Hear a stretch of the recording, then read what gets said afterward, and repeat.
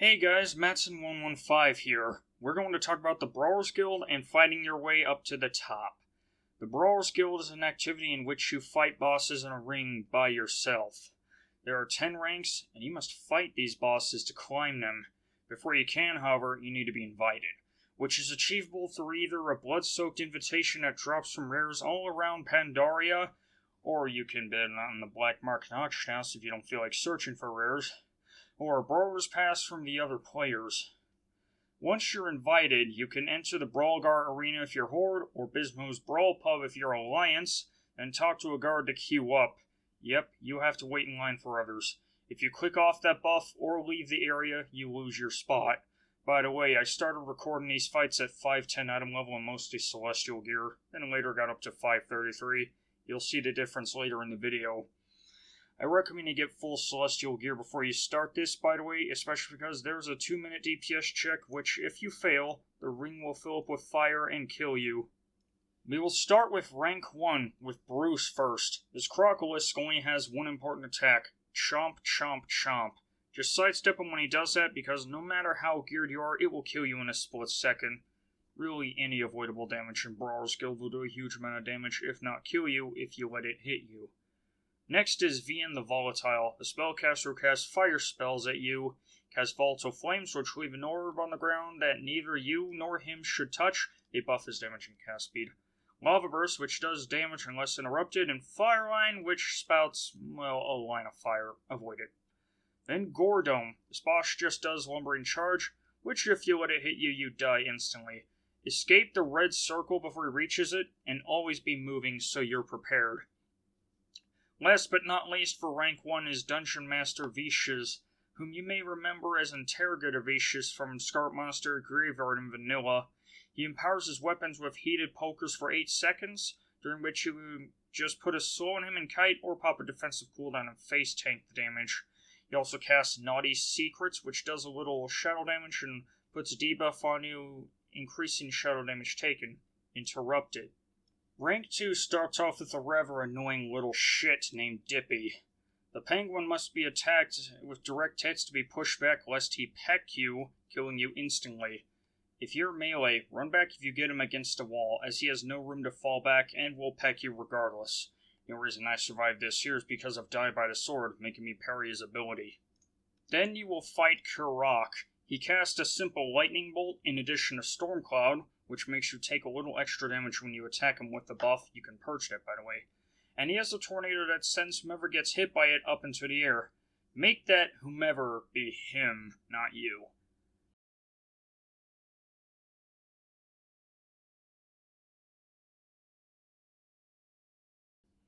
Next is Fran and Riddoh. Riddoh is the hobgoblin and Fran is the goblin on his shoulder. Riddoh roots you periodically with a net, and Fran throws dynamite at you, which deals negligible damage, but while you're rooted, he will spawn landmines around you. They explode when you step on them, or after 3 seconds, so move away from them immediately. They do not share health, so one can die before the other. If you kill Riddoh first, Fran will be stuck on the ground, unable to move. Kill Fran first, and Riddoh will enrage, dealing massively increased damage, so kill Riddoh first. Finally, for rank 2, we have King Kulaka. A Devil Sword does nothing but do big damage, so you want to have all your offensive and defensive cooldowns ready before you start this fight. And make sure to stun him if you get in trouble. Don't bother kiting him because he has a sprint. Beginning rank 3 is Blat. As you damage him, he duplicates himself into smaller copies. Kite them around to minimize damage taken, and focus your damage on the main blob. Then we have Sanoriak, who damages you with various fire spells. Fireball does negligible damage, don't worry about it. Firewall surrounds you with a rain of fire on all but one side, find the opening. Pyroblast is a long cast that moderately hurts but also puts a dot on you. Last but not least is Flame Buffet, or Buffet. Anyway, it's crucial that you do not let it hit you because it increases the damage you take from his spells by a lot. Then we have Ix. This boss is really straightforward. When he does a frontal cleave, move behind him so it doesn't hit you. His melee attacks aren't a joke if you lack self-healing though, so burn him as fast as you can. Finally, for rank 3, we're fighting Mazhareen. Basic fight, however, the lower her health gets, the more damage she'll deal. and you can get one shot when she's at 10%. So pop both defensive and offensive cooldowns, and it's GG. Starting rank 4 is a Yeti named Crush. He will jump back and charge in your direction, so move out of his way or you'll be stunned and take damage over time. When he hits a wall or you, though, he will be stunned too. The only reason I got stunned was because of some bullshit hitbox thing. It's a pretty straightforward fight. Then we have Leona Earthwind. She casts Wrath, which does so little damage, I don't know why I'm even mentioning it. She also casts Earth Living Seed, which summons adds that you can either kite or cleave with the boss. But most importantly, she casts Solar Beam, which silences you if you stand in that area. Really sucks for casters. Next is Dominika. She is a spellcaster who summons images of herself as you damage her. They deal damage which gets higher the more there are, but they die to one hit of any AoE, and they can trigger effects that happen upon killing mobs, like Victory Rush for warriors. Overall, this boss shouldn't worry you. Lastly, for rank 4 is Deeken. You may want to turn up your graphics settings for this because you have to avoid getting hit by lightning on the ground, including these moving lines, which by the way you can jump over. If I didn't have shield wall in there, I would have died from standing in there for 2 seconds. He also does a knockback, which is small and only a pain if you're a caster and can't move while casting. Now we are at rank 5. The first boss in this rank is Millie Watt. Her basic attack is Photoplasm Buster Ray, don't worry about it. She also casts Electric Dynamite, leaving a pool of electricity on the ground that will be crucial to killing her. Just step out of these until later, and if you're melee, put them around the boss for DPS uptime maximizing. Last but certainly not least, she will cast Mega Fantastic Discombobulmorphinator. This will turn you into a chicken, and you can't do anything but sit there until you die. That is, unless you step into one of the electric pools a second before she finishes the cast, and the CC will be broken immediately by the damage. Then you can continue as normal. Up next is Fjoll. This guy throws purple fire under the ground. Cast Dark Barrage, sending missiles toward you. Death grips you if you're far away. Cast Dark Zones in an area which reduces your damage and move speed if you're hit, but it won't kill you. And cast Shadowy Blast, which deals damage and knocks you back. Here's a quick clip of me being Death Grip so I don't leave it out of the video. Next up is Proboskus. This thing casts the same spells as Genie Rares in Pandaria, but unlike those rares, it cannot be stunned. So you gotta interrupt Torrent lest the channel kills you quickly, and dance around falling water drops during Rain Dance. His melee attacks are no joke either. Pop defensive cooldowns when your health is low, avoid Torrent and Rain Dance, and you win. Lastly, for rank 5 is the Leper Gnome Quintet. The only thing these guys do, aside from auto attack, is put a stacking dot on you that lasts 5 seconds. Kite them or AoE stun them to remove the stacks. Notably, some of them have lower starting health than others, so you can kill them first if you're having trouble with this boss and aren't able to AoE them down in the first 10 seconds with cooldowns. Starting rank 6 is Yikkan Izu. This guy spawns birds that you should kill, but not more than 4 at a time, as if you kill 5 birds within 4 seconds, he will enrage and murder you. He also casts Disorienting Shriek, which, if you let him finish, will disorient you for 6 seconds, so interrupt that. Control your AoE and you'll beat this guy. At the end there, I Dragon Roared, which killed enough ads to enrage him, but he was already dead. Next you have Akama. He casts Shadow Strikes, which make his auto attacks deal shadow damage, so dispel the buff if you can, but I wouldn't worry about interrupting the cast. He also casts Thunderstorm, which knocks you back. He then summons a wolf ad that you must kill. Finally, he casts Chain Lightning, which deals moderate damage to you. That's the spell I would worry about interrupting. When you give him to 1% health, he doesn't die, instead surrendering because he'll be important in a later expansion. The third boss in this rank is Smash Hoofstomp. He starts the fight with a goblin on each of his shoulders. Kill them both and he'll take more damage. As for Hoofstomp himself, he casts Hoofstomp, of course, which knocks you back. He will also channel Shield Waller, which deflects all attacks from the front, but otherwise is ineffective because you can just get behind him and kill him. Last but not least for rank 6 is Unguloxx, the Murder Wrath. That name is well earned because he hits like a goddamn truck. So use defensive cooldowns while you burn him with your offensives, and kite him when you feel the need. Other than high damage intake, this is a very simple boss. Rank 7 is where stuff gets real. It starts off with GG Engineering, a gnome/goblin duo with a shared health pool, meaning damaging one will also damage the other. Bo Bobble is the gnome, while Max Mega Blast is the goblin. Max uses Goblin Rocket Barrage, which launches rockets at a target location, namely where you are at the moment. Bait them on the bow because they deal damage to him if he gets hit. Bo uses Gnomish Death Ray, a single target, uninterruptible ability that deals moderate damage to you. You may want to talent into stuns to minimize the damage from that. There are also these 4 shield generators in each corner, and periodically one of the bosses will teleport to one and activate it. When Bo teleports, I strongly recommend you go after him and destroy the generator, which can also be damaged by rockets, and end his invulnerability. I got hit by a rocket and took a huge chunk of my health, making the death ray more likely to kill me even if I avoid further rockets. Between dodging rockets, moving long distances to destroy shields, and the damage intake from the death ray, this fight is hectic, so don't be mad if you fail it the first time. Then you have Dark Summoner. This boss is an homage to the game Luigi's Mansion. I have never played that, so I can't explain it, but the boss is immune to damage unless you kill as he spawns, removing the immunity for 20 seconds, giving you time to do damage before you have to kill a ghost again. These ghosts also spawn anywhere in the ring and move towards you unless you have the light pointed at them. Don't let them hit you or you'll get one shot.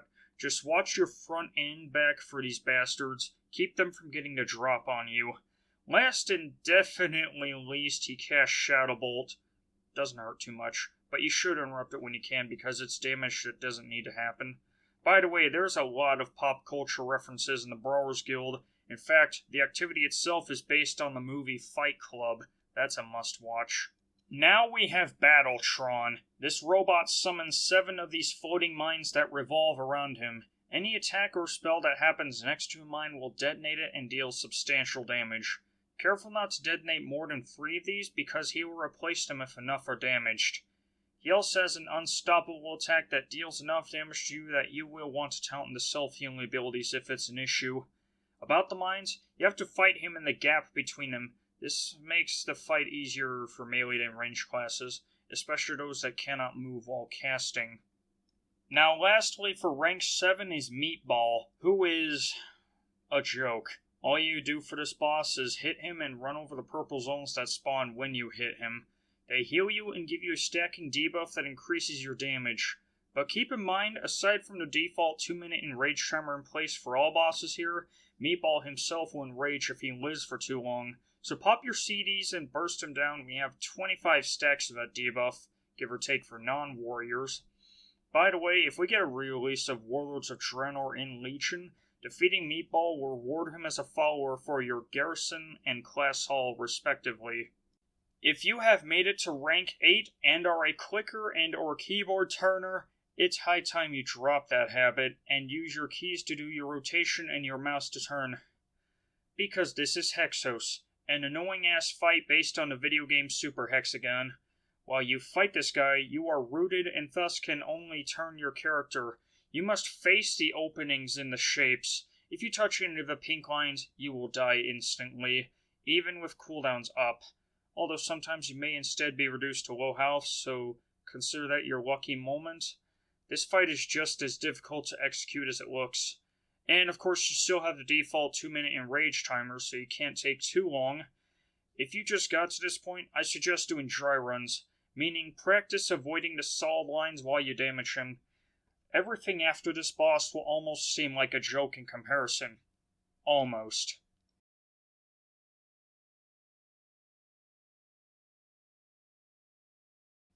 Afterwards is Tyson Sanders, who is a reference to the Tyson Foods brand and KFC founder Colonel Sanders. This is a movement-heavy ad fight, so have enemy nameplates turned on to give yourself an easier time. You have to kill him while dealing with the types of chickens he throws out.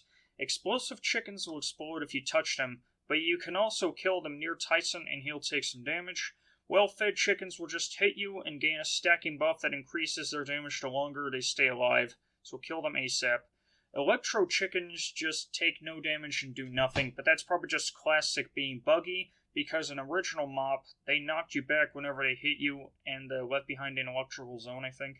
Now, the boss himself doesn't attack you directly, he just walks around the room, so it's a little harder for melee than ranged. Yeah, you gotta kite the chickens around and deal with the guy who's not following you. Next up is T440 Dual Mode Robot. This is a fairly basic boss fight. He has Assault Mode for melee, Artillery Mode for ranged. You will want to alternate between the two in order to beat this. For Assault Mode, his attack speed and damage increases every 1.5 seconds. You can stay here until it starts to hurt really bad, then get distance between you and him by slowing in whatever, and he'll switch to Artillery Mode. By the way, he does an AoE whenever he switches, so try not to switch when you're at low health. For Artillery Mode, he just fires electrical rockets at you. However, every 1.5 seconds he increases his casting speed and targeting precision, so if you're ranged, just dance around him until you need to go back into Assault Mode. Melee should just immediately go back into melee range so they can damage him again. Finally, for rank 8, we have Anthracite. It starts with a 20-second long RP event that sadly takes up enrage time, so you gotta act fast once the fight proper begins. Now, you can't just pop all your cooldowns on this guy from the get-go because he deals all your damage back to you and also does fire damage over time while active. You have to kill these water elementals around the room and pick up a charge of water to extinguish the boss, which by the way must be done with your back facing him. Stupid, I know, but whatever. Extinguishing him will stun him for 20 seconds, so go ham on him. When he is almost unstunned, repeat the process. Kill Water Ellie, pick up a charge, extinguish the boss. Now for the home stretch, rank 9. Starting with Big Badda Boom, this boss starts as one big bomb, then divides into smaller bombs as you damage it. At 75%, Big Badda Boom explodes and splits into 3 Badda Booms. At 50%, these split into 3 Bidda Booms each. The Bidda Booms split into 3 Itta Bidda Booms each at 25% health. The Itta Bidda Booms die at 0% health, that's it. Kill all of them and you win the fight, but be wary because the smaller they get, the more damage their explosions deal. Pop defensive CDs at low health, and maybe even use a health potion. Of course, this is easy for Warrior thanks to Victory Rush, but classes with little to no self-healing will have to find a way. Next up is a real annoying piece of shit by the name of Nibbleh. Before you start this boss, press Escape, click Options, go to General under Accessibility, and toggle Show Move Pad. As you can see here, I clicked the down arrow as the boss spawns, so I didn't have to hold my back pedal key as I fought him. Now for the fight, this is a lot like the game Snake. He leaves behind a poison Shura where he stands, so he has to keep moving, or he'll gain a buff that practically ends the fight. He will also spit said poison at random places throughout the fight, so you have to pray he doesn't spit one right in front of him. If you stand in the poison, you get a nasty dot. The backpedaling is a bitch and a half to pull off for full DPS uptime, and that's his melee. For ranged classes, especially those who can't cast while moving, it's a living hell. So start the fight by toggling your move pad right as he spawns to keep him close to you, especially for melee, and make generous turns at the corners like I do. Also, you may want to remove movement speed enchants such as Pandar and Step, and toggle Walk so you don't backpedal too fast. One more thing, even if you avoid either of you stepping in the poison, he does substantial non-avoidable damage throughout the fight anyway. Pop defensive cooldowns if you get low.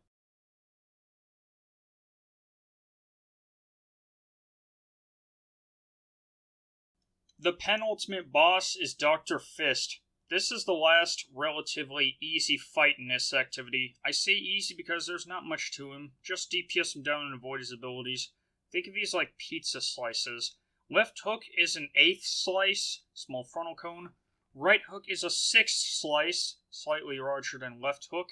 Body blow is half the pizza, big frontal attack that is countered by getting behind him. Uppercut is a 1/4 slice, a cone the size of right and left hooks combined that you can sidestep. And finally, Hammer Fist, the whole damn pizza. Huge AoE around him. Get the hell outside of it or you'll die. I hope that analogy helps because I don't know how else to appealingly describe those abilities. Oh, and he cycles back to left hook after hammer fist. And finally, some stupid, buggy motherfucker named Ahoo'ru. Jesus Christ, Blizzard, where are the devs who fixed this shit? Anyhow, this guy starts off walking to the center, vulnerable for 5 seconds, during which you can do a bit of damage to him but do not pop cooldowns. Once he makes it to the center, he goes immune, with a shield that has 3 stacks on it. This can only be broken by the Avenging Angels spawned by walking into these flashing light orbs.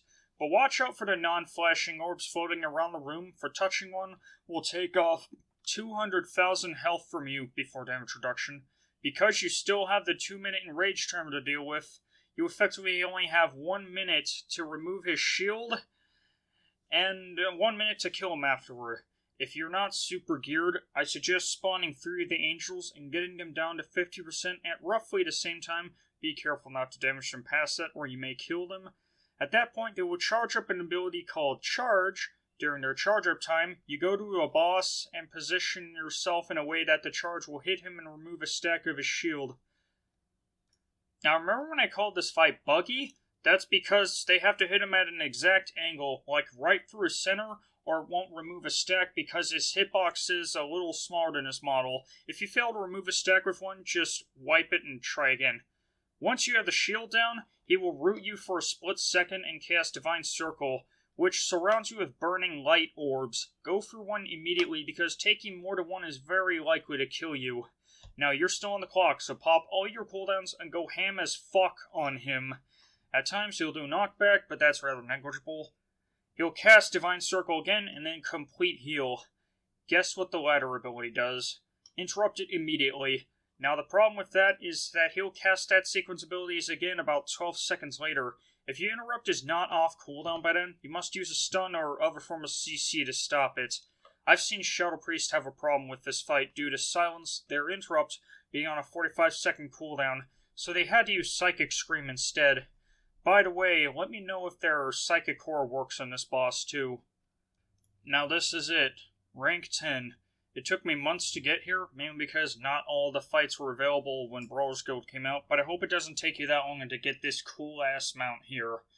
So that was the ranking guide for Brawler's Guild from a warrior's point of view. I recorded it on this class because that is my main, and because they tend to be at a disadvantage compared to other classes, but the fights are just about the same no matter what class you play. One more thing, and I'm sorry to put this on you, but this goes away when Mr. Pandaria Classic ends, so chop chop. Anyway, thank you guys for watching. Like this video if you liked it, comment if you have something to say, and subscribe if you want to catch my infrequent uploads. Peace out.